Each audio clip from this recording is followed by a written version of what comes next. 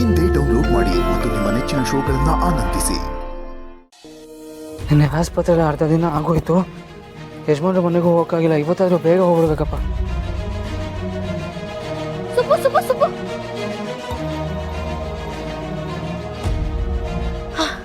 ಮನೇಲೇ ಇದೆಯಾ ನೀನು? ನೀನ್ ಎಲ್ಲಿ ಹೊರಟ್ಬಿಟ್ಟೆ ಅಂತ ಅನ್ಕೊಂಡೆ. ಸುಬ್ಬು, ಶ್ರಾವಣಿ ಹೇಗಿದ್ದಾಳೆ? ಹುಷಾರಾಗಿದ್ದಾಳ? ಅಲ್ಲ, ನೀನ್ ನೆನ್ನೆ ನನ್ನ ಕೈಗೆ ಸಿಗ್ಲಿಲ್ಲ.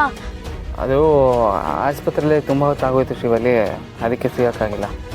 ಸರಿ, ಹಾಗಾದ್ರೆ ಸುಬ್ಬು, ನನ್ನ ಪ್ರೀತಿ ವಿಚಾರನ ಹೇಳ್ಕೊಂಡ ಅವಳ ಹತ್ರ? ಅಲ್ಲ, ಮೇಡಮ್ಗೆ ಹುಷಾರಿಲ್ಲ. ಇಂಥ ಟೈಮಲ್ಲಿ ಪ್ರೀತಿ ವಿಷಯ ಹೇಳ್ಕೊಡೋದಕ್ಕಾಗುತ್ತಾ? ದೊಡ್ಡ ಕಣೋ ನೀನು.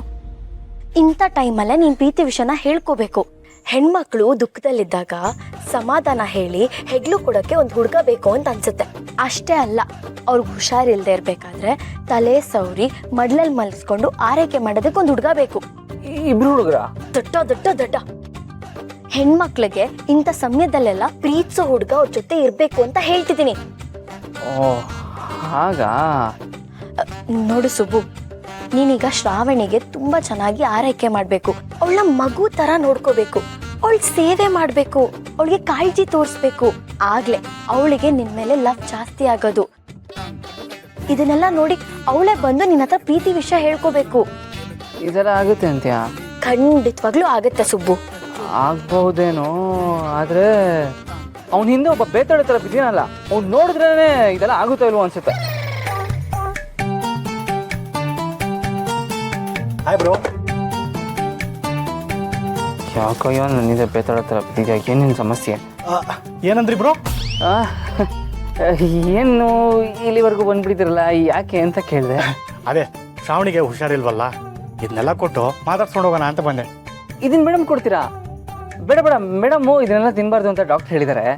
ಏನು, ಬ್ರೆಡ್ ಹಣ್ಣು ತಿನ್ಬಾರ್ದಾ? ಏನಂದ್ರೆ ಅವರು ಮನೇಲಿ ಮಾಡುವಂಥ ಫುಡ್ಡೇ ತಿನ್ಬೇಕಂತೆ. ಅದರಲ್ಲೂ ಈ ಹಣ್ಣಿಗೆಲ್ಲ ಕೆಮಿಕಲ್ ಹಾಕಿ ಬಿಡಿಸಿರ್ತಾರೆ ನೋಡಿ. ಆಮೇಲೆ ಈ ಬ್ರೆಡ್ಡಲ್ಲಿ ಮೈದಾ ಇರುತ್ತೆ, ಶುಗರ್ ಇರುತ್ತೆ. ಸುಮ್ಮನೆ ಅವ್ರ ಹೆಲ್ತ್ಗೆ ಮತ್ತೆ ಪ್ರಾಬ್ಲಮ್ ಆಗುತ್ತೆ. ಅದು ಅಲ್ಲದೆ ಅವರು ನಿಮ್ಮನ್ನು ನೋಡಿ ಡಿಸ್ಟರ್ಬ್ ಆಗೋದು, ಇವೆಲ್ಲ ಯಾಕೆ? ನೀವು ಒಂದು ಕೆಲಸ ಮಾಡಿ, ಅವ್ರು ಹುಷಾರಾದ್ಮೇಲೆ ತೊಗೊಂಬನ್ನಿ, ಆಯ್ತಾ? ಹೊಡಿ ಹುಷಾರಾದ್ಮೇಲೆ ತೊಗೊಂಬನ್ನಿ.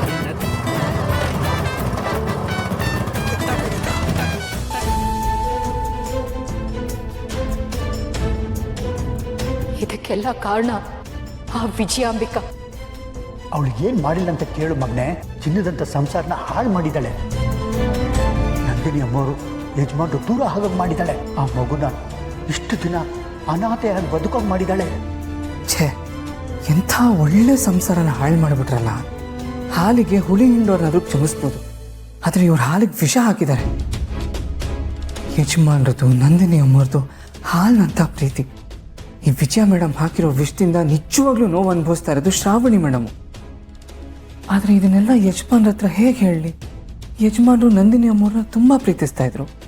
ಪ್ರೀತಿಗೆ ಮೋಸ ಆಗಿದೆ ಅಂತ ಗೊತ್ತಾದಾಗ ಎಂಥವ್ರಿಗಾದ್ರೂ ಎದೆ ಹೊಡೆದೋಗುತ್ತೆ. ಆದರೆ ನಂದಿನಿ ಅಮ್ಮವರು ಯಾವ ಮೋಸನೂ ಮಾಡದೆ ಯಜಮಾನ್ರು ಅವ್ರನ್ನ ತಪ್ಪಾಗಿ ತಿಳ್ಕೊಂಡಿದ್ದಾರಲ್ಲ. ಛೇ, ಇಲ್ಲ, ಅವರಿಬ್ಬರನ್ನ ಹೇಗಾದರೂ ಮಾಡಿ ಒಂದು ಮಾಡಲೇಬೇಕು. ರಾಮ ಸೀತೆನ ಒಂದು ಮಾಡೋದೇ ಹನುಮಂತನ ಗುರಿ. ಆದರೆ ಯಜಮಾನ್ರ ಮುಂದೆ ಈ ಮಾತುಗಳನ್ನೆಲ್ಲ ನಾನು ಹೇಗೆ ಶುರು ಮಾಡಲಿ? ನಾನು ಇದನ್ನೆಲ್ಲ ಹೇಳೋಷ್ಟು ದೊಡ್ಡವನೂ ಅಲ್ಲ. ಹೇಳಿದ್ರು ನನ್ನ ಮಾತನ್ನು ಯಜಮಾನ್ರು ಹೇಗೆ ತಗೋತಾರಂತನೂ ನನಗೆ ಗೊತ್ತಿಲ್ಲ. ನನಗೆ ಅವ್ರು ಕೊಟ್ಟಿರೋ ಸಲಿಗೆನ ನಾನು ದುರುಪಯೋಗ ಪಡಿಸ್ಕೊಳಕ್ಕಾಗುತ್ತಾ? ಅಯ್ಯೋ, ಒಂದು ಅರ್ಥ ಆಗ್ತಾ ಇಲ್ವಲ್ಲ. ನನ್ನ ಶ್ರಾವಣಿ ಮೇಡಮ್ನ ಒಂದು ಮಾಡೋಕ್ಕೆ, ನಮ್ಮ ಪ್ರೀತಿ ಉಳಿಸೋಕ್ಕೆ ಯಜಮಾನ್ರು ತುಂಬ ಕಷ್ಟಪಟ್ಟಿದ್ದಾರೆ. ಹಾಗಿರುವಾಗ ಸತ್ತೋಗಿದೆ ಅಂತ ತಿಳ್ಕೊಂಡಿರೋ ಯಜಮಾನ್ರ ಪ್ರೀತಿನ ನಾನು ಮತ್ತೆ ಬದುಕಿಸ್ಬೇಕು. ಇಲ್ಲ, ಏನಾದರೂ ನಾನು ಮಾಡೇ ಮಾಡ್ತೀನಿ. ಯಜಮಾನ್ರು ನನ್ನ ಮೇಲೆ ಕೋಪ ಮಾಡಿಕೊಂಡು ನನ್ನನ್ನು ಆಚೆ ಹಾಕಿದ್ರೂ ಪರವಾಗಿಲ್ಲ. ರಾಮ ಸೀತೆನ ಒಂದು ಮಾಡೋಕ್ಕೆ ಹನುಮಂತ ತನ್ನ ಪ್ರಾಣನೇ ಪಣಕ್ಕಿಟ್ಟು ಹೋರಾಡ್ದ. ಲಕ್ಷ್ಮಣಂಗೂ ರಾಮ ಸೀತೆನ ಒಂದು ಮಾಡೋ ಮನಸ್ಸಿತ್ತು. ಹೌದು, ನಾನು ಈ ಕೆಲಸದಲ್ಲಿ ಸುರೇಂದ್ರ ಸರ್ನೂ ಸೇರಿಸ್ಕೋಬೇಕು. ಅವ್ರ ಮನಸ್ಸಲ್ಲಿ ನಂದಿನಿ ಅಮ್ಮವ್ರ ಬಗ್ಗೆ ಏನಿದೆ ಅಂತ ತಿಳ್ಕೋಬೇಕು. ಅಕಸ್ಮಾತಲ್ಲಿ ಅವ್ರ ಮನಸ್ಸಲ್ಲೂ ನಂದಿನಿ ಅಮ್ಮವ್ರ ಬಗ್ಗೆ ಕೋಪ ಇದ್ದರೆ ಅದು ಕಷ್ಟ ಆಗುತ್ತೆ. ಏನೇ ಆಗಲಿ, ಅದೆಷ್ಟೇ ಕಷ್ಟ ಆಗಲಿ, ನಂದಿನಿ ಅಮ್ಮವರು ಯಜಮಾನರು ಇಬ್ಬರು ಒಂದಾಗಬೇಕು ಅಷ್ಟೇ. ಈ ಮನೆಯಲ್ಲಿ ಮತ್ತೆ ಸಂಭ್ರಮ ಶುರುವಾಗಬೇಕು, ಲಲಿತಾದೇವಿ ಅಮ್ಮವ್ರಿಗೆ ಆನಂದ ಆಗಬೇಕು, ದೊಡ್ಡ ಯಜಮಾನರ ಆತ್ಮಕ್ಕೆ ಶಾಂತಿ ಸಿಗಬೇಕು. ಇದೆಲ್ಲ ಆಗಬೇಕು ಅಂದರೆ ನಾನು ಹೋರಾಡಲೇಬೇಕು. ಹೋರಾಡೋಕ್ಕೆ ನಾನಂತೂ ಸಿದ್ಧವಾಗಿದ್ದೀನಿ. ಹೇಗೋ ಅಕ್ಕನಿಂದ ಅವಳ ಬಗ್ಗೆ ಸತ್ಯ ತಿಳ್ಕೊಂಡೆ. ಆದರೆ ಆ ಕಠೋರವಾದ ಸತ್ಯ ಬೇರೆ ಯಾರಿಗೂ ಗೊತ್ತಿಲ್ಲ. ಇಲ್ಲ, ಇದೆಲ್ಲ ಹೀಗೆ ನಡೆದ್ರೆ ನಾನು ನನ್ನವರನ್ನೇ ಕಳ್ಕೊತೀನಿ. ನನ್ನವರಿಂದ ನಾನೇ ದೂರ ಆಗ್ತೀನಿ. ನನ್ನ ಸುತ್ತಮುತ್ತ ಇರೋರೇ ನನ್ನನ್ನು ದ್ವೇಷ ಮಾಡೋಕೆ ಶುರು ಮಾಡ್ತಾರೆ. ಅದು ಯಾವುದೂ ಆಗಬಾರ್ದು. ಮೊದಲು ನಂದಿನಿ ಎಲ್ಲಿದ್ದಾಳೆ ಅನ್ನೋದನ್ನು ಹುಡುಕಬೇಕು. ಅವಳನ್ನು ಹುಡುಕಿ ಇನ್ಯಾವತ್ತೂ ನನ್ನ ಕಣ್ಣು ಮುಂದೆ ಬರಬಾರ್ದು ಅಂತ ಹೇಳಬೇಕು. ಅಷ್ಟು ಮಾತ್ರ ಅಲ್ಲ, ಅವಳು ನನ್ನ ಬಿಟ್ಟು ಹೋದ ಮೇಲೆ ನಂದೇ ಒಂದು ಪ್ರಪಂಚ ಕಟ್ಕೊಂಡಿದ್ದೀನಿ. ನನ್ನ ಸುತ್ತ ನನ್ನನ್ನು ಪ್ರೀತಿಸೋ ಜನಗಳಿದ್ದಾರೆ. ಇವೆಲ್ಲರಿಂದನೂ ದೂರ ಇರುವಂತ ಅವಳಿಗೆ ಹೇಳಬೇಕು.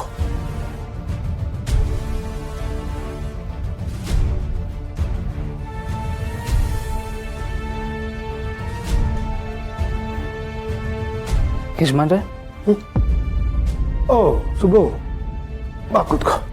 ಪರವಾಗಿಲ್ಲ ಯಜಮಾನ್ರೆ. ಏನಾಯ್ತು? ಯಾಕೋ ಹಾಗೆ ನೋಡ್ತಾ ಇದೆಯಾ? ನಂದಿನಿ ಅಮ್ಮವರು ಮತ್ತು ಯಜಮಾನ್ರ ಜೋಡಿ ಎಷ್ಟು ಚೆನ್ನಾಗಿದೆ. ಶ್ರಾವಣಿ ಮೇಡಮ್ ಅಂತೂ ನಂದಿನಿ ಮೇಡಮ್ ರೂಪ, ಯಜಮಾನ್ರ ಗುಣನೇ ಹೊತ್ಕೊಂಡು ಹುಟ್ಟಿದ್ದಾರೆ. ನಂದಿನಿ ಅಮ್ಮವರಷ್ಟೇ ಧೈರ್ಯ, ಬುದ್ಧಿವಂತಿಕೆ, ಯಜಮಾನ್ರಷ್ಟೇ ಒಳ್ಳೆತನ.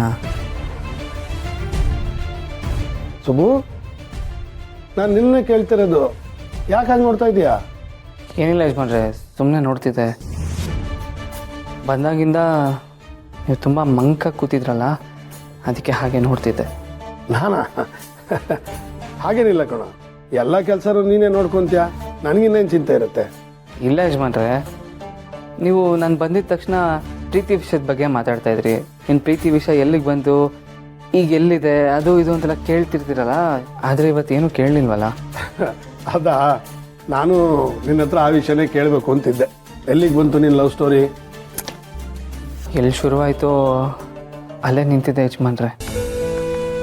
ಮನಸ್ಸಲ್ಲಿ ತುಂಬ ಗೊಂದಲಗಳು ಕಾಡ್ತಾನೆ ಇದೆ. ಅದೇನೆಂದರೆ, ನೀವು ನನಗೆ ಪ್ರೀತಿ ಬಗ್ಗೆ ಹೇಳ್ಕೊಡುವಾಗೆಲ್ಲ ನನಗೆ ಅನ್ನಿಸ್ತಾ ಇರುತ್ತೆ, ಯಜಮಾನ್ರಿಗೆ ಇದೆಲ್ಲ ಹೇಗೆ ಗೊತ್ತು, ಅವ್ರ ಭಾವನೆಗಳನ್ನ ಎಷ್ಟು ಚೆನ್ನಾಗಿ ಅರ್ಥ ಮಾಡ್ಕೋತಾರಲ್ಲ, ಇದೆಲ್ಲ ಹೇಗೆ ಸಾಧ್ಯ ಅಂತ. ಶ್ರಾವಣಿ ಮೇಡಮು ನಿಮ್ಮ ಹಾಗೆ ಯಜಮಾನ್ರೆ, ಅವ್ರ ಮನಸ್ಸಲ್ಲಿ ಭಾವನೆಗಳು ತುಂಬಿಕೊಂಡಿರುತ್ತೆ. ನನಗನ್ಸುತ್ತೆ ನಾನೇ ಅವ್ರ ಭಾವನೆಗಳನ್ನ ಅರ್ಥ ಮಾಡ್ಕೊಳಕ್ಕಾಗಲಿಲ್ಲ ಅಂತ. ಯಜಮಾನ್ರೆ, ಭಾವನೆಗಳನ್ನ ಅರ್ಥ ಮಾಡ್ಕೊಳ್ದಿದ್ದಾಗ ಮನುಷ್ಯ ಕಲ್ಲಾಗ್ಬಿಡ್ತಾನಂತೆ, ಹೌದಾ?